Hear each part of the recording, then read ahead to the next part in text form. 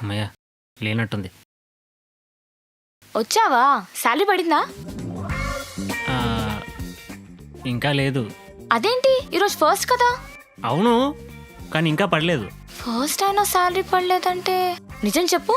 నువ్వు ఆఫీస్లో ఏదో చేసావు కదా, వాళ్ళు అందుకే నీ శాలరీ హోల్డ్లో పెట్టారు కదా? ఏ సర్వర్ ఇష్యూస్ అంట. లేదు శోభన్, నువ్వు నా దగ్గర ఏదో దాచుతున్నావు. ఆఫీస్లో ఏదో జరుగుతుంది నాకు తెలియకుండా. I think you're involved in something. Criminal అనుకుంటుందా ఏంటి? ఎవరు ఆ మెసేజ్? ఎవరు చూపి.